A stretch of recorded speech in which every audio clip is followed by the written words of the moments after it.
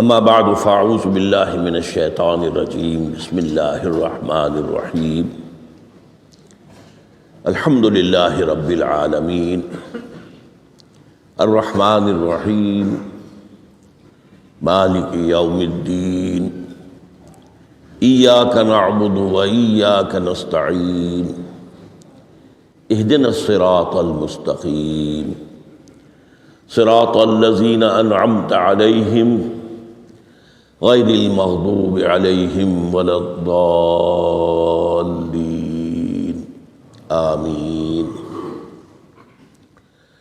ما اصاب من مصیبت الا باذن اللہ ومن یؤمن باللہ یہد قلبہ واللہ بکل شیء علیم وقال عز وجل كما ورد في سورة الحديد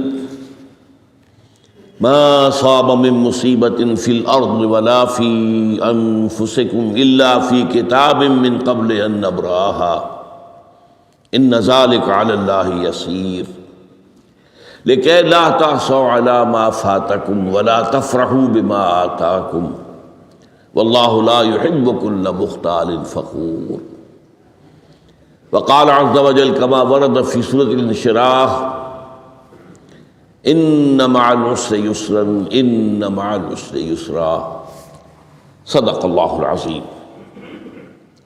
وعن أبي العباس عبد الله بن عباس رضي الله تعالى عنهما قال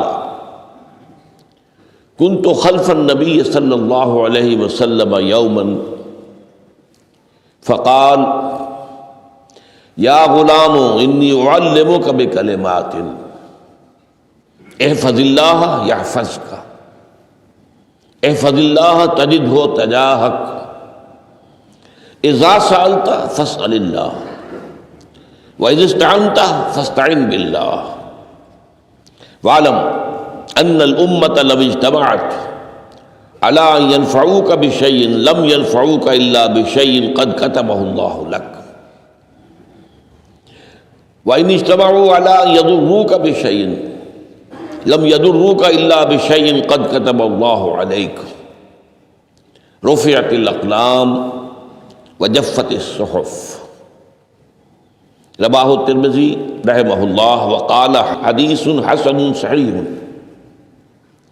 وفي روایت غیر الترمذی احفظ اللہ تجدہ امامک تعرف الى اللہ فی الرخاء یعرفک فی الشدہ وعلم ان ما اخطاک لم یکن لیصیبک وما اصابک لم یکن لیخطئک وعلم ان النصر مع الصبر وان الفرج مع الكرب وان مع العسر یسرا. رب اشرح لي صدری ویسر لي امری واحلل عقدۃ من لسانی یفقہوا قولی. اللہم ربنا الہمنا رشدنا واعذنا من شرور انفسنا اللہم ارنا الحق حقا وارزقنا اتباعہ وارنا الباطل باطلا وارزقنا اجتنابہ آمین یا رب العالمین. یہ حدیث نمبر 19 40 نبوی کی روح دین کے اعتبار سے ایک بہت ہی اہم مسئلے سے بحث کرتی ہے. اس کے راوی ہیں حضرت عبداللہ ابن عباس جن کی کنیت ہے ابو العباس، یعنی ان کے والد کا نام بھی عباس ہے، ان کے بیٹے کا نام بھی عباس ہے. عن ابی العباس عبداللہ ابن عمر ابن عباس رضی اللہ تعالی عنہما. تو اس میں چونکہ جیسا کہ میں نے عرض کیا کہ استعانت باللہ، مدد مانگنی ہو تو صرف اللہ سے مانگو،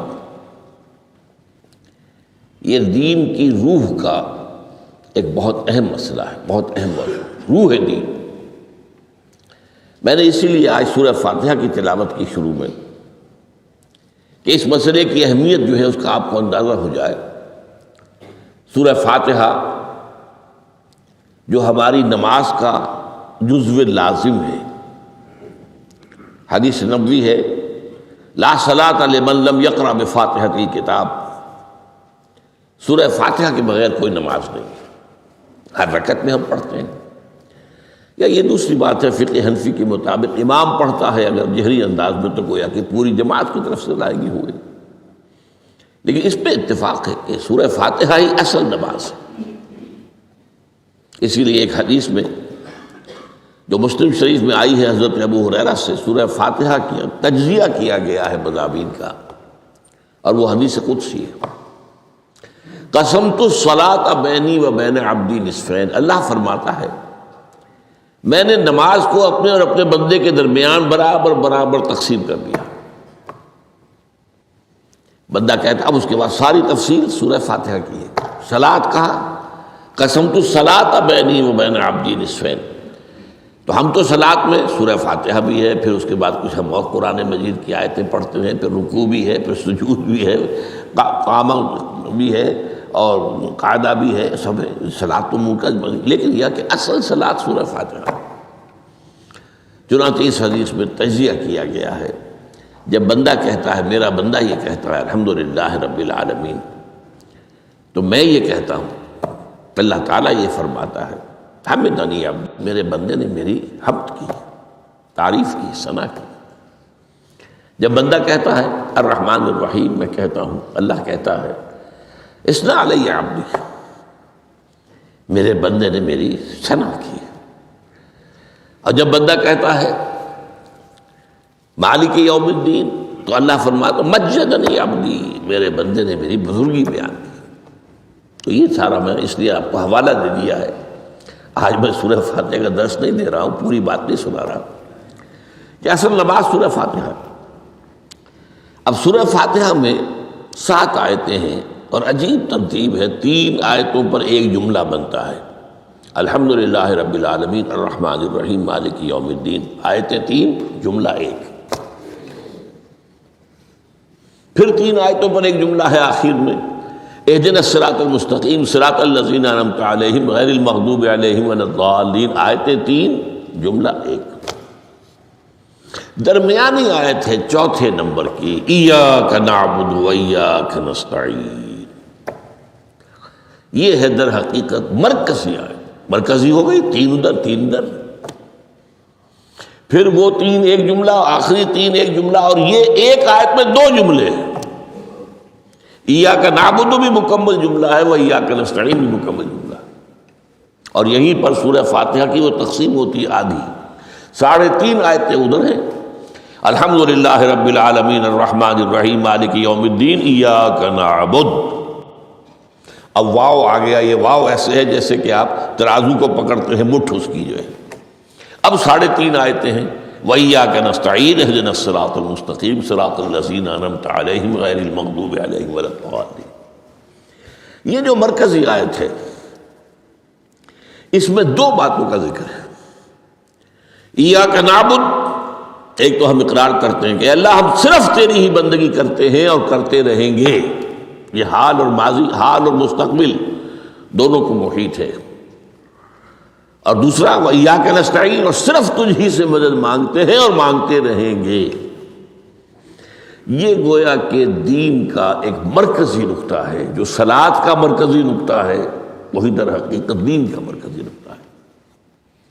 اب ہم اس پر غور کر چکے ہیں، 40 نبوی کی حدیث نمبر 3 جو ہے وہ اس پر ہے، ایاک نعبد۔ اس میں گفتگو ہو چکی ہے تفصیل سے کہ عبادت کا تصور کیا ہے، جس کے لیے انسان کو پیدا کیا گیا، وما خلقت الجن والانس الا لیعبدون۔ اور تمام رسولوں کی دعوت کا مرکزی نقطہ ان اعبدوا اللہ ما لکم من الہ غیرہ۔ زندگی آمد برائے بندگی، زندگی بے بندگی شرمندگی۔ اور اس میں جو کنفیوژن ہم نے پیدا کر دیا ہے کہ عبادت کو عبادات کے مترادف قرار دے دیا، نماز روزہ حج اور زکوٰۃ یہ عبادات ہیں، وہ عبادت جس کے لیے ہمیں پیدا کیا گیا ہے وہ یہ چیزیں نہیں ہیں، وہ ہے پوری زندگی میں ہمہ تن ہمہ وقت ہمہ جہت اللہ کی اطاعت۔ ہر وقت نماز تو نہیں پڑھی جاتی، ہر روز روزہ تو نہیں رکھا جاتا۔ یہ جو کہا کہ میں نے صرف تمہیں پیدا ہی اس لیے کیا کہ میری عبادت کرو، تو عبادت سے مراد یہ چیزیں نہیں ہو سکتی۔ یہ در حقیقت اس عبادت کے لیے سپورٹس ہے، جیسے 4 ستون ہیں ان پر چھت ہے، چھت کو سپورٹ دینے کے لیے ستون ہے. ستونوں کی معنویت ہی تب ہے جب کہ چھت ہو، ورنہ کیا کہیں گے کس لیے کھڑے کر دیے 4 ستون؟ پاگل پن ہے کوئی؟ کس لیے؟ What for? جب تک کہ چھت کا تصور نہ ہو. شامیانے کے لیے 4 آپ نے بانس کھڑے کیے ہیں، کس لیے؟ اس شامیانے کو سپورٹ کرنے کے لیے. تو اب اس میں جو ایک مضمون آیا وہ یہاں بھی آ گیا اس حدیث میں، تو قرآن مجید کی آیت میں ایاک نعبد و ایاک نستعین، یہ ہے دوسری بات جس پر کہ آج کی ہماری مرکزی جو مضمون ہے وہ یہ حدیث. تجھ ہی سے مدد مانگتے ہیں اور مانگتے رہیں گے. اللہ تعالیٰ سے مدد مانگنا، اب آپ یوں سمجھیے کہ مدد جو مانگی جاتی ہے مختلف الفاظ استعمال ہو سکتے ہیں. استعانت وہ اس حدیث میں بھی آیا، قرآن میں بھی آیا سورہ فاتحہ میں، ایاک نستعین. استمداد مدد طلب کرنا، استنصار نصرت مانگنا، استدعاء کوئی دعا کرنا کسی کام کے لیے، استغاثہ کسی کی دعائی دینا، یہ تمام ایک قبیل کی چیزیں ہیں. ان کو جمع کر لیجیے استعانت. اب استعانت ایک تو ہے عام مادی دنیا جو اصول کے اندر میں کسی سے کہوں بھائی مجھے ذرا پانی پلا دینا، یہ بھی استعانت ہی ہو گئی نا. میں نے اپنی ایک ضرورت کو پورا کرنے کے لیے اسے مدد چاہیے. اس میں کوئی شرک نہیں، کوئی برائی نہیں. معلوم ہے یہ ایک عام مادی قوانین کے تحت ہوگا. یہ علیحدہ بات ہے کہ حضور کے بارے میں یہ آتا ہے صلی اللہ علیہ وسلم کہ آپ کبھی ایسے کام کے لیے بھی کسی کو نہیں کہتے تھے.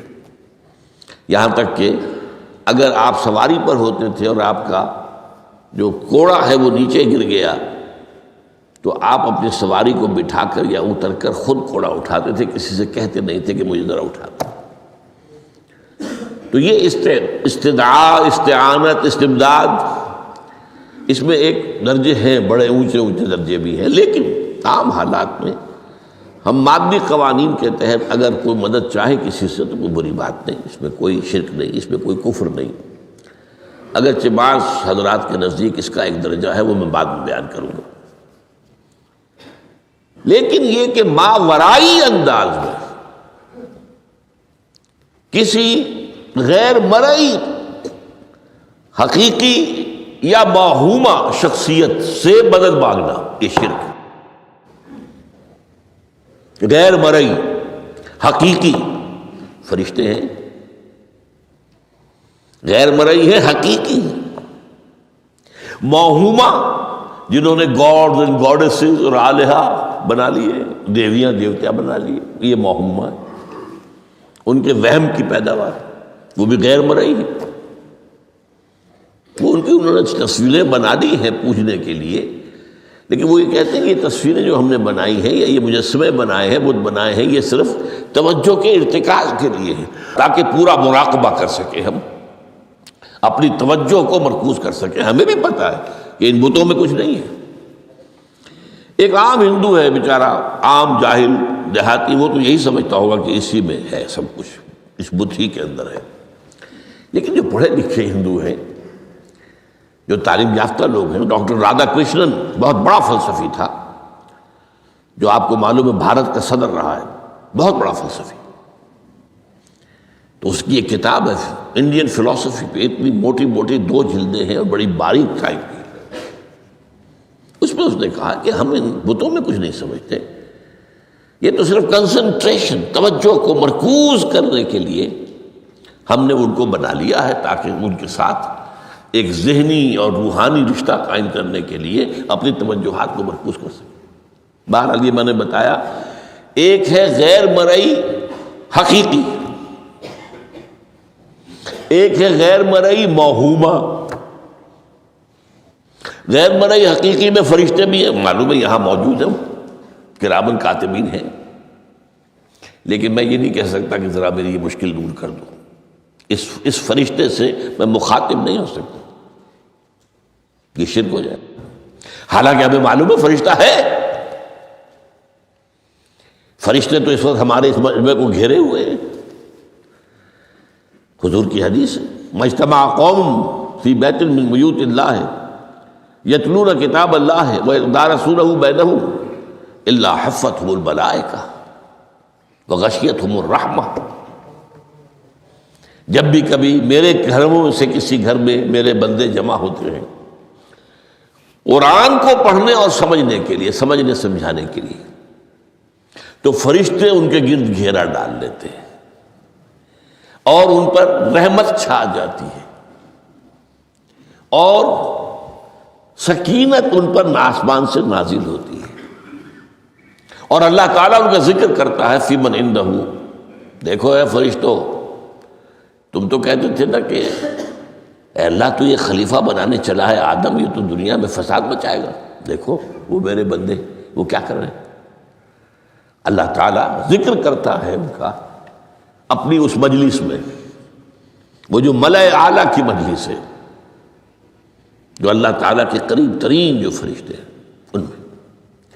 تو فرشتے ہیں لیکن مدد نہیں مانگی جا سکتی۔ اسی طرح اب ذرا مسئلہ دوسرا وہ مختلف ہی ہو جائے گا۔ میں نے پہلے وہ بات کی جس میں اختلاف کا امکان ہی، فرشتے تو ہیں، ان پر ہمارا ایمان ہے، اور اصل میں ایمان بالملائکہ ہی کی شکل بگڑی ہے، یہ جو گاڈز اور گاڈیسز بنا لیے گئے اور دیوی اور دیوتا بنا لیے گئے اور آلہہ بنا لیے گئے، ملائکہ ہی کی۔ ملائکہ کو اللہ نے ایک ایک کام کے اوپر معمور کیا ہوا ہے، یہ پہاڑوں کا فرشتہ ہے، یہ بارش کا فرشتہ ہے، یہ فلاں کا فرشتہ ہے۔ انہوں نے انہی کو دیوتا بنا لیا، بس غلطی کیا لگی کہ ان کا کوئی اختیار بھی ہے۔ ہمارا ایمان کیا، فرشتوں کا اختیار کوئی نہیں۔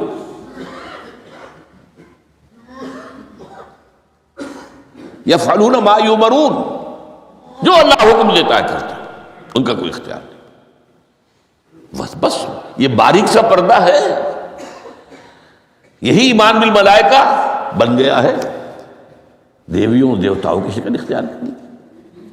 عرب کے لوگ خدا کی بیٹیاں کہتے تھے ان کو، یہ فرشتے خدا کی بیٹیاں ہیں، ان کے نام پر لات، یہ مؤنث نام ہے، لات، عزا عزیز کا مؤنث ہے، منات یہ سب مؤنث نام ہے، یہ دیویاں ہیں، یہ اللہ کی بیٹیاں ہیں، فرشتے ہیں اصل۔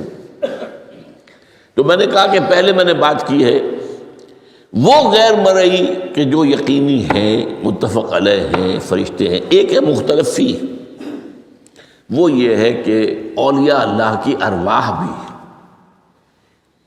ان کو بھی یہ، اگر یہ قول امام الہند شاہ ولی اللہ دہلوی کا نہ ہوتا تو میں کبھی اس کو تسلیم نہ کرتا۔ ان کا قول ہے کہ اللہ تعالیٰ اپنے جو بڑے محبوب بندے ہوتے ہیں ان کے انتقال کے بعد ان کی ارواح کو بھی فرشتوں کے جو درجہ اسفل ہے، سب سے نچلے درجے کے جو فرشتے ہیں ان میں شامل کر دیتے ہیں، اور اللہ کے احکام کی جیسے تنفیذ وہ فرشتے کرتے ہیں وہ بھی کرتے ہیں۔ اب یہ مختلف ہی مسئلہ ہو گیا، سب کے نزدیک نہیں ہے ایسا، لیکن یہ کہ بعض کے نزدیک شاہ ولی اللہ کہہ رہے ہیں تو اس کو تو ہم اٹھا کر ردی کی ٹوکری میں تو نہیں پھینک سکتے بات، لیکن ان کو بھی نہیں پکارا جائے گا، وہ ہے، وہ بھی اللہ کی سول سروس کے اندر بھرتی ہو گئے۔ سول سروس ہے نا، اس کے کارڈرز ہیں ہمارے ہاں۔ پٹواری سے آپ چلیں گے تو ریونیو کا محکمہ جو ہے، پٹواری پر گرداور اور گرداور سے گرداور، قانون گو اور اس سے اوپر اور نائب تحصیلدار، یہ چلے گا۔ تو فرشتوں کے بھی گریڈ ہیں، طبقہ اسفل، طبقہ اعلیٰ۔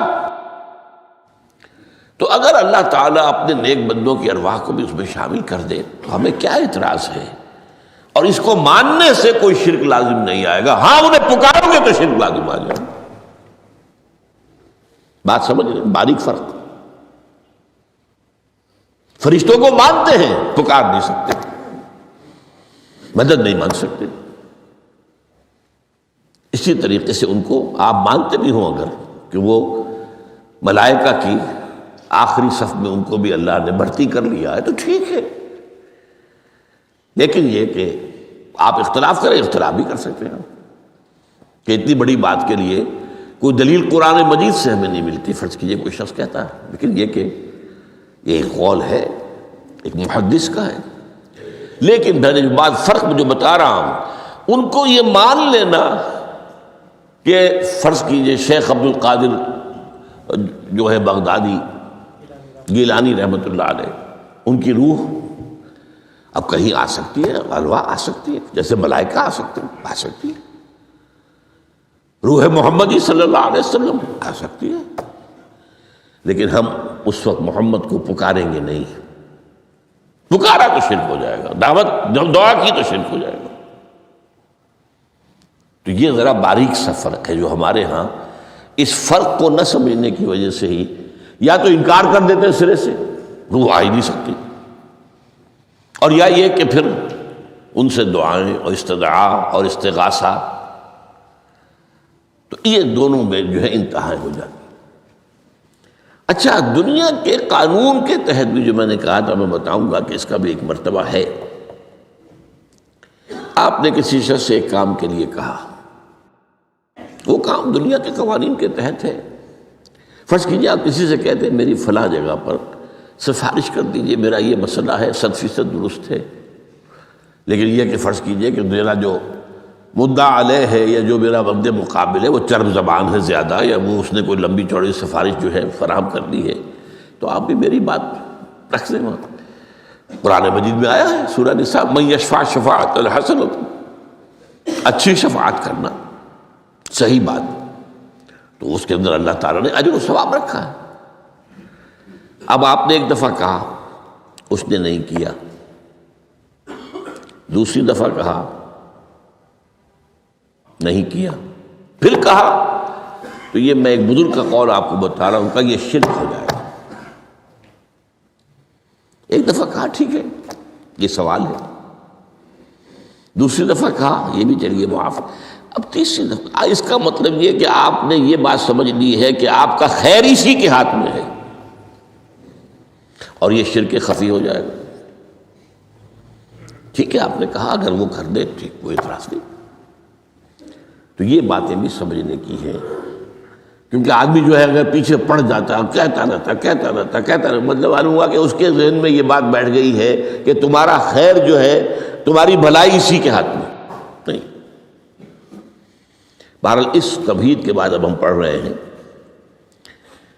حضرت ابن عباس فرماتے ہیں رضی اللہ تعالی عنہ، کنت خلف النبی یوما صلی اللہ علیہ وسلم، ایک دن میں حضور کے پیچھے تھا۔ اب پیچھے ہونے سے کیا مراد ہے؟ گمان غالب یہ ہے کہ سواری پر، جس کو ردیف بھی کہتے ہیں، واللہ عالم یہ بھی ہو سکتا ہے کہ چلتے ہوئے پیچھے پیچھے چل رہے ہیں، ادب کے ساتھ، چچا زاد بھائی ہیں لیکن عمر میں تو بہت چھوٹے ہیں، نوجوان ہیں۔ اس کیفیت میں حضور نے اب ان سے خطاب کیا، یا غلام، اے نوجوان، اے لڑکے کہا، اے لڑکے، اعلمک کلمات، میں تمہیں تلقین کرتا ہوں چند کلمات۔ اب یہ ہے حضور کا طریقہ تربیت و تعلیم و تزکیہ۔ وہاں کوئی مدرسے نہیں تھے، وہاں کوئی درس کی محفلیں تو نہیں ہوتی تھی، محفل تو ایک ہی ہوتی تھی ہفتے میں، اور وہ جمعے کا اجتماع ہے، باقی حضور کی صحبت ہے۔ فجر کی نماز کے بعد بھی آپ بیٹھے ہیں، صحابہ بھی بیٹھ گئے، کچھ گفتگو ہو رہی ہے، اسی میں تربیت، اسی میں تعلیم، اسی میں تزکیہ۔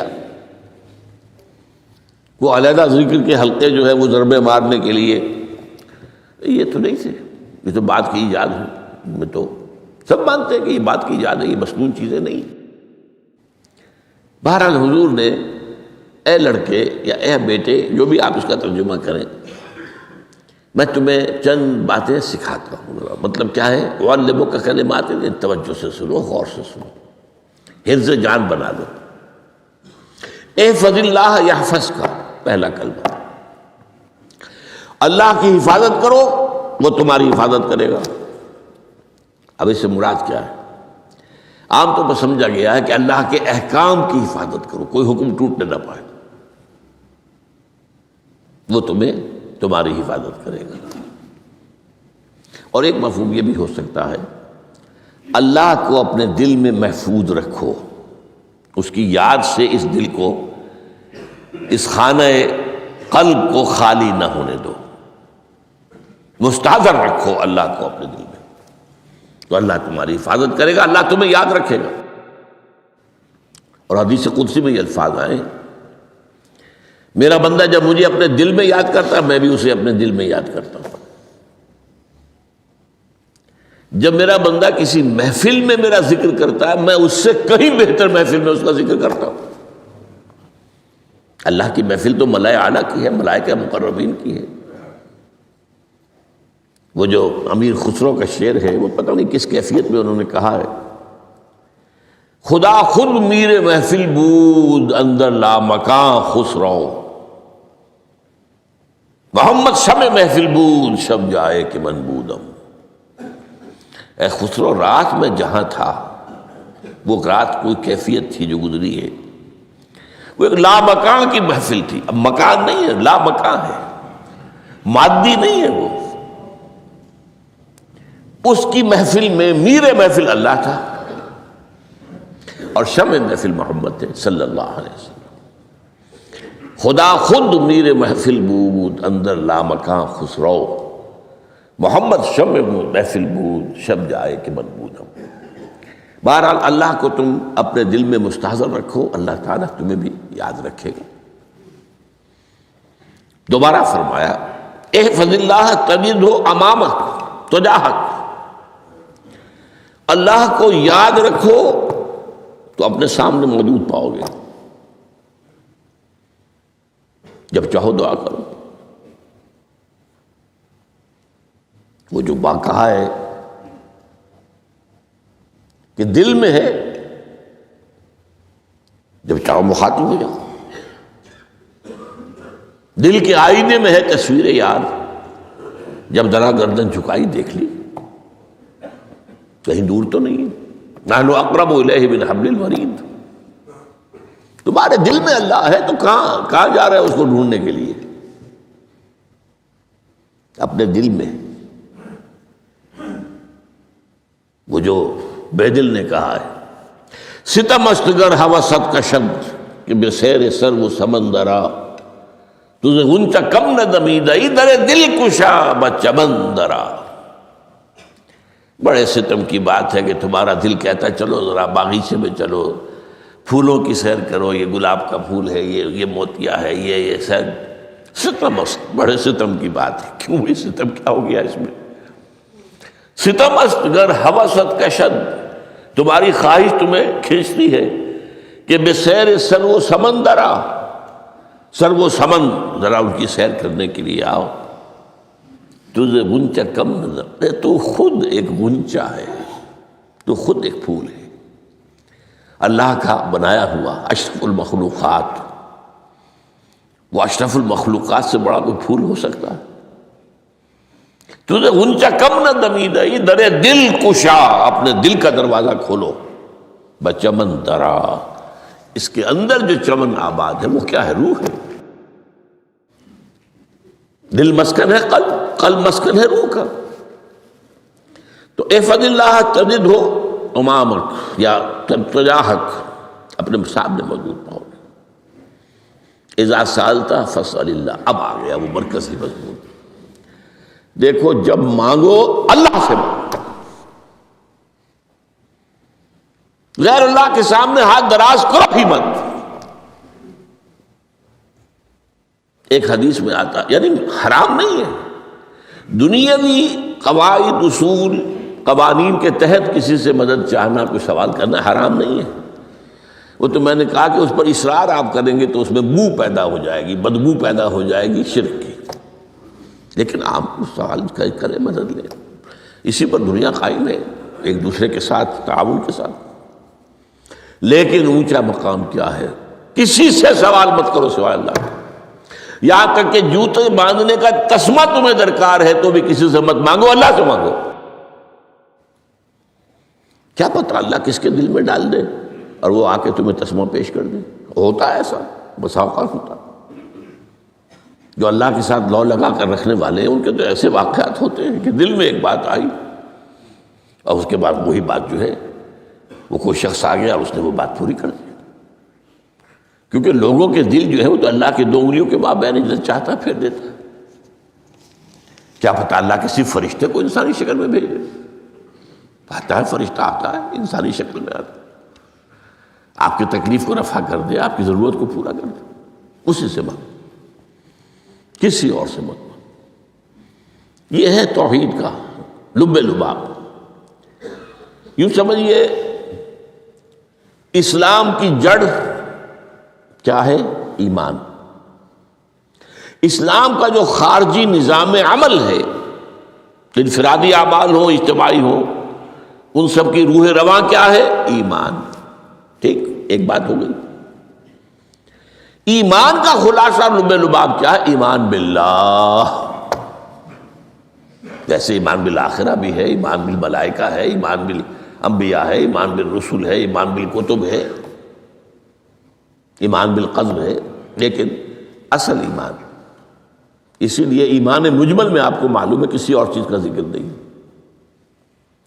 آمنت باللہ کما ہوا باسمائہ و صفاتہ وقبلت جمیع احکامہ اقرار باللسان و تصدیق بالقلب۔ یہ ایمان مجمل ہے، اجمالی طور پر ایمان اس کا نام ہے۔ ہاں مفصل تفصیلی طور پر آمنت باللہ و ملائکتہ و کتبہ و رسلہ والیوم الآخر والقدر خیرہ و شرہ من اللہ تعالی والبعث بعد الموت۔ تو اسلام کی جڑ ایمان، اور اسلام کا سارا جو نظام عمل ہے، چاہے انفرادی اعمال ہو چاہے اجتماعی، ان سب کی روح رواں ایمان، اور ایمان کا خلاصہ ایمان باللہ۔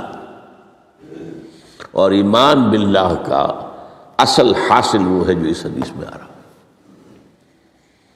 اس کے دو ہیں تقاضے، عبادت صرف اسی کی، استعانت صرف اسی سے۔ اس لیے میں نے سورہ فاتحہ کا تذکرہ شروع میں کیا۔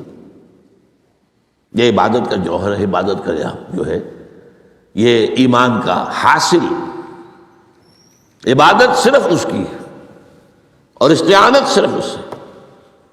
استعانت ہی میں سوال بھی آ گیا، یہ بھی مدد ہے۔ آپ کسی سے کچھ مدد مالی چاہ رہے ہیں یا کوئی اور مدد چاہتے ہیں، کسی کام میں مدد چاہتے ہیں، جیسے میں نے کہا تھا کہیں سفارش کرانا چاہتے ہیں، یہ بھی مدد ہے۔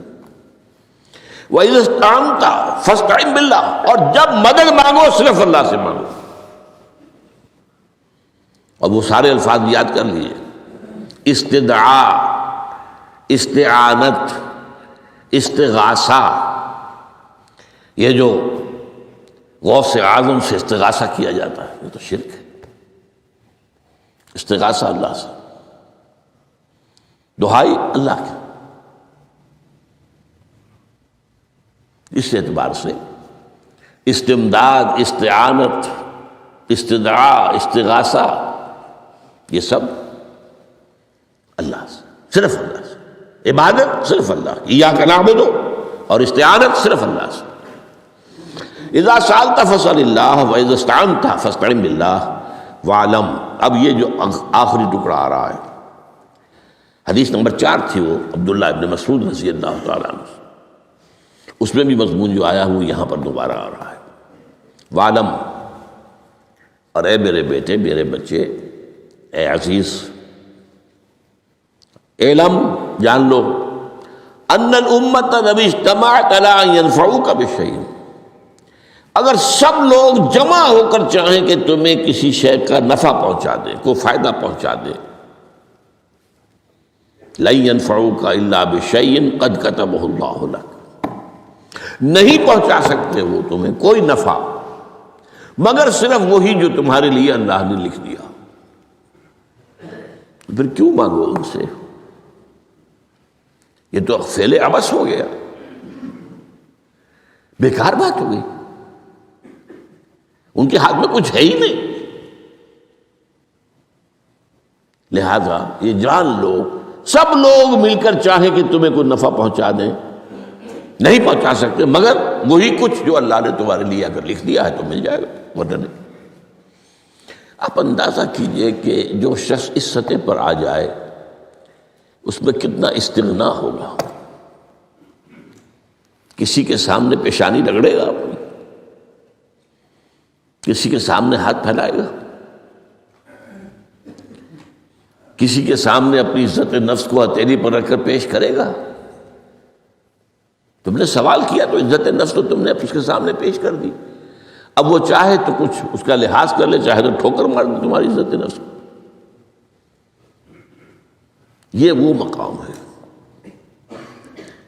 جب مانگو صرف اللہ سے، جب مدد طلب کرو صرف اللہ سے. اور جان لو اگر تمام لوگ جمع ہو کر تمہیں کوئی فائدہ پہنچانا جائے نہیں پہنچا سکتے الا بشیء قد کتب اللہ لک وان اجتمعوا علی ان یضروک بشیء لم یضروک الا بشیء قد کتب اللہ علیک. اگر سب مل کر چاہیں تمہیں کوئی نقصان پہنچا دے نہیں پہنچا سکتے مگر وہی کچھ جو اللہ نے تمہارے لیے لکھ دیا. اب بتائیے خوف کی جڑ کٹ جائے گی کہ نہیں؟ یہ جو ایمان جو ہے یہ خوف اور حزن دونوں سے نجات دلانے والی بات ہے.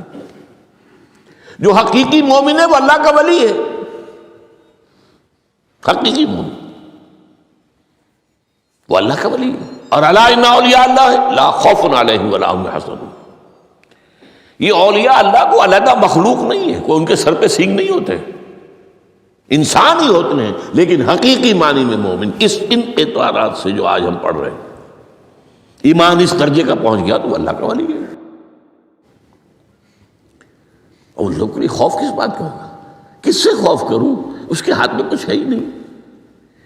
اور اگر کچھ اللہ نے میرے لیے لکھ دیا وہ آ کر رہے گا، چاہے میں لاکھ گڑ گڑاؤں اس کے سامنے کہ مجھے چھوڑ دے. اگر اللہ نے لکھا وہ آیا وہ تو آئے گا، تو کاہے کو اس کے سامنے گڑ گڑانا، کاہے کو جبسائی کرنا اس کے سامنے. اور کسی کے ہاتھ میں کچھ ہے ہی نہیں، میرا خیر ہے ہی نہیں، تو کاہے کو خوشامد کروں اس کی. اور سنیے رفعت الاقلام. دیکھو نوجوان، قلمیں اٹھا لی گئی ہیں، وجفت الصحف، اور جو رجسٹر ہیں صحیفے ان کی سیاہی خشک ہو چکی ہے. یہ ہے وہ اللہ کا علم قدیم جس میں ہر شے لکھ دی گئی. اس کی قلم اٹھا لیے گئے. وہ جیسے آپ کو معلوم ہے امتحان ہوتا تھا، 3 گھنٹے ختم ہو گئے، اسٹاپ رائٹنگ، بس اب قلم رک جانا چاہیے. وہ قلم تو تقدیر کا کاتب جو ہے وہ قلم اس کا اب اٹھا لیا گیا، اور جو صحیفے جن پر کہ لکھا گیا وہ خشک بھی ہو گئے. یہ تو روایت ہے جو امام ترمذی نے جس کو روایت کیا، یہ متن ان کا ہے جو ہم نے پڑھا ابھی، اور ان کا قول یہ ہے کہ یہ حدیث حسن صحیح ہے. لیکن یہی روایت اور انہی راوی سے عبداللہ ابن عباس سے رضی اللہ تعالیٰ عنہما اور بھی محدثین نے کی ہے. تو اس میں سے ایک اور متن جو ہے وہ یہاں پر امام نووی نے دے دیا ہے. احفظ اللہ تجدہ امامک، یہ تو پہلا وہ ٹکڑا تھا. وقت تجاہک تھا، یہاں امامک ہے، مطلب ایک ہی ہے، اپنے سامنے پاؤ گے. اللہ کی حفاظت کرو، اللہ کو دل میں، اللہ کی یاد کو محفوظ رکھو، گویا کہ اللہ کو مستحضر رکھو. ذکر اللہ کے معنی کیا ہے؟ استحضار اللہ فی القلب، یہ ذکر اللہ ہے. جنہیں ہم ذکر سمجھ بیٹھے ہیں وہ ذکر کے ذریعے ہے. اقیم الصلاۃ لذکری، نماز قائم کرو میری یاد کے لیے. نماز ذریعہ ہے یاد کا. یہ علیحدہ بات ہے کہ آپ نے 17 رکعتیں بھی پڑھ لی ہو جو عشاء کی اور یاد آپ کو آئی ہی نہیں کوئی. آپ تو ایک میکینیکل انداز میں جو ہے وہ اٹھک بیٹھک کر رہے ہیں اور آپ کی زبان سے کچھ بھی نکل رہا ہے، تو اس کا آپ کے شعور سے، دل کی گہرائی سے کوئی رابطہ ہے ہی نہیں. وہ ذکر تو نہیں ہوا. ہاں نماز فرض تھی وہ ادا ہو گئی، آپ کی فرض ادا ہو گئی. تو جنہیں ہم نے ذرائع، جنہیں ذکر سمجھا وہ ذرائع ذکر ہے. اللہ اللہ سبحان اللہ سبحان اللہ زبان سے، یہ تاکہ اس کے نتیجے میں وہ ذکر حاصل ہو جائے. استحضار اللہ فی القلب، ذکر کے معنی ہے استحضار اللہ فی القلب. تعرف الی اللہ فی الرخاء، اور دیکھو کشادگی کے وقت میں تم اللہ کو یاد رکھو، اللہ کی طرف رجوع کیے رہو، بھول نہ جاؤ. وہ نہ ہو جو کبھی کہا تھا، بہادر شاہ ظفر کے اشعار میں سے بہت زور کا شعر ہے. ظفر آدمی اس کو نہ جانیے، چاہے کتنا ہی ہو فہم و ذکا، جسے عیش میں یاد خدا نہ رہی، جسے تیش میں خوف خدا نہ رہا، وہ ہے کشادگی کی حالت میں، جبکہ تمہارے لیے کشادگی ہے، اللہ کی طرف رجوع کیے رکھو۔ یعرف کا فی الشدہ، تو اللہ اپنی توجہ تم پر رکھے گا شدت کے وقت میں، جب تمہیں کوئی تکلیف ہے، اس تکلیف کو تم پر آسان کر دے گا۔ تکلیف تو آنی ہے، لکھی ہوئی ہے، وہ تو آئے گی، لیکن یہ کہ اللہ تعالیٰ اس کی شدت کو، ایک ہی چیز ہے جس کو ایک انسان بہت شدت کے ساتھ محسوس کر رہا ہے، دوسرا آدمی اتنا نہیں محسوس کر رہا ہے، احساس کا معاملہ ہوگا نا۔ وہ تو اصل میں اگر انسان کی نروز کٹی ہوئی ہے تو احساس ہوگا ہی نہیں، سرے سے ہی نہیں ہوگا۔ تو اس اعتبار سے اللہ تعالیٰ تمہارے لیے اس شدت کی کمی کر دے گا۔ وَعْلَمْ أَنَّمَا أَخْطَأَكَ لَمْ يَكُنْ لِيُصِيبَكَ، اور جان لو جو چیز تم سے چھوٹ گئی ہے، رہ گئی ہے، وہ ہرگز تمہیں ملنے والی نہیں تھی۔ اب آپ نے کسی ملازمت کے لیے درخواست دی ہے، درخواستیں مانگی گئی ہیں، اپنی سی محنت کر لی، نہیں ملی ملازمت، اب آپ بیٹھے ہوئے افسوس میں، رنج میں، غم میں، فلاں نے یہ کر دیا، فلاں نے یہ کر دیا، وہ فلاں جو ہے بڑی تکڑی سفارش لے آیا تھا، فلاں نے رشوت دے دی۔ چھوڑو میاں اس کو، وہ تمہارے لیے نہیں تھی۔ کاہے کو اپنے ذہن کے اندر یہ کھچڑی پکا رہے ہو بیٹھے ہوئے؟ خواہ آپ شاید سوء ظن میں بھی مبتلا ہو رہے ہو، کسی نے نہ رشوت دی اور آپ سمجھتے ہو کہ رشوت دی ہے اس نے۔ یہ ساری چیزیں جو ساری سیئات، ان کی جڑ کٹ ہے گی۔ وَعْلَمْ أَنَّمَا أَخْطَأَكَ لَمْ يَكُنْ لِيُصِيبَكَ وَمَا أَصَابَكَ، اور جو چیز تم پر آ گئی، لَمْ يَكُنْ لِيُخْطِئَكَ، ہو ہی نہیں سکتا تھا کہ وہ تم پر نہ آتی۔ یہ کر لیتا تو ہو جاتا، شاید یہ کر لیتا، میں نے ٹیکا پہلے لگوا دیا ہوتا تو یہ بات نہ ہوتی۔ بھائی وہ جو ہونا تھا وہ ہونا تھا۔ اب یہ وہ چیز ہے جس سے انسان میں کیفیت پیدا ہوتی تسلیم و رضا۔ ہم بھی تسلیم کی خو ڈالیں گے، بے نیازی تیری عادت ہی صحیح، اے اللہ جو تو نے چاہا مجھے قبول ہے۔ اسی لیے میں نے آپ کو آیتیں سنائیں سورہ تغابن کی، ما اصاب من مصیبت الا باذن اللہ، کوئی مصیبت نہیں آتی مگر اللہ کے اذن سے۔ وَمَن یؤمن باللہ یہد قلبہ، جو اللہ پر ایمان رکھتا ہو اللہ اس کے دل کو ہدایت دے دیتا ہے۔ ہدایت کس بات کی؟ تسلیم و رضا۔ ستمش گر حوست کا شد کہ میں سر سلو سمندرا، نہیں یہ دوسرا شعر میں پڑھنا چاہتا تھا۔ سر دوستاں سلامت کہ تو خنجر آزمائی، نہ شبد نصیب دشمن کے شبد ہلاکے تیغت۔ اے اللہ تیری طرف سے ہے، مجھے قبول ہے، اور بظاہر مجھے تکلیف ہو رہی ہے لیکن یقیناً اس میں میرا کوئی خیر ہے۔ یدک الخیر، تیرے ہاتھ میں تو خیر ہی خیر ہے، جو بھی تیری طرف سے آئے۔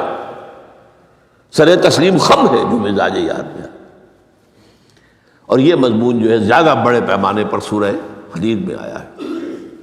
ما اصاب من مصیبت فی الارض ولا فی انفسکم الا فی کتاب من قبل ان نبرأہا، کوئی مصیبت نہیں آتی نہ تمہاری جانوں میں نہ زمین میں، زمین میں زلزلہ آ جانا، سیلاب آ جانا، کچھ اور زمین کا دھنس جانا، یا یہ ہے کہ تمہاری جانوں میں کوئی بخار ہو گیا، کوئی اور تکلیف ہو گئی، اچانک معلوم ہوا کہ صاحب جو کینسر ہے، اور کینسر بھی اب 3rd سٹیج کو پہنچ چکا ہے، لیکن جو بھی آیا ہے وہ اللہ کے علم قدیم کی کتاب میں پہلے سے لکھا ہوا ہے۔ فی کتاب من قبل ان نبرأہا، یہ ایک کتاب میں درج ہے اس سے پہلے کہ ہم اسے ظاہر کریں۔ اس کا نتیجہ کیا نکلنا چاہیے؟ لیکن لا تاسوا علی ما فاتکم ولا تفرحوا بما آتاکم، افسوس نہ کیا کرو جو تم سے جاتا رہے، چھوٹ جائے، کوئی عزیز فوت ہو گیا، کوئی موقع ہاتھ سے نکل گیا، ارے بھائی میں چوک گیا، بڑا موقع تھا، اب اس پر افسوس کر رہے ہیں۔ نہیں، جو چیز لیکن لا تاسوا علی ما فاتک ولا تفرحوا بما آتاک، جو اللہ تمہیں دے دے اس پر اتراؤ مت۔ وما اصابک لم یکن لیخطئک واعلم ان النصر مع الصبر، اور جان لو اللہ کی مدد صبر کے ساتھ آتی ہے۔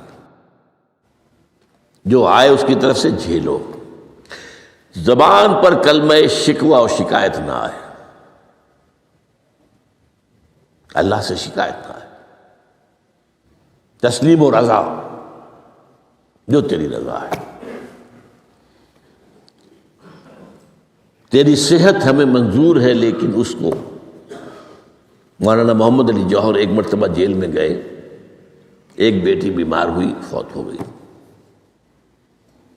اس کے بعد دوسری مرتبہ پھر جیل میں گئے، دوسری بیٹی کو وہی بیماری ہوئی۔ جیل میں اطلاع ملی کہ بیٹی کو یہ بیماری ہو گئی ہے، تو خط لکھا اشعار کی شکل میں۔ اس کا آخری شعر یہ ہے، تیری صحت ہمیں منظور ہے، لیکن اس کو نہیں منظور تو پھر ہم کو بھی منظور نہیں۔ ہم تو چاہتے ہیں میں بیٹی کے تجھے شفا ہو جائے، اسے منظور نہیں تو پھر ہمیں بھی منظور۔ وَاعْلَمْ أَنَّ النَّصْرَ مَعَ الصَّبْرِ وَأَنَّ الْفَرَجَ مَعَ الْكَرْبِ۔ فرج، فراخی، کھل جانا کسی چیز کا، یہ ہے کرب کے ساتھ، تکلیف کے ساتھ، تکلیف ہوتی ہے ساتھ۔ اللہ نے قانون بنایا ہے دنیا کا۔ اب آپ اندازہ کیجئے بچے کی ولادت میں ماں کو کتنی تکلیف اٹھانی پڑتی ہے۔ آج کل تو فیشن ہو گیا ہے، سیدھے سیدھے جاؤ، آپریشن کراؤ، تکلیف سے بچ جاؤ، لیکن یہ ہے کہ یہ بھی آپ کے علم میں ہوگا، وہ ساری تکلیف جیسے ہی بچے کو لا کر ماں کے برابر لٹایا ہے، ساری تکلیف ختم، پھر جو راحت اس سے میسر آتی ہے۔ ان الفرج مع الکرب وان مع العسر یسرا، اسی لیے میں نے وہ آیتیں بھی پڑھی تھی، ان مع العسر یسرا ان مع العسر یسرا۔ اس دنیا میں یہ اللہ نے نظام بنایا ہے، سختیاں جھیلنی ہی ہوں گی۔ لقد خلقنا الانسان فی کبد، ہم نے انسان کو پیدا کیا مشقت کے اندر، مشقت تو کرنی پڑے گی۔ کسی کی جسمانی مشقت زیادہ، کسی کی ذہنی مشقت زیادہ، مشقت سے چارہ کسی کو نہیں۔ تو یہ ہے ان مع العسر یسرا ان مع العسر یسرا۔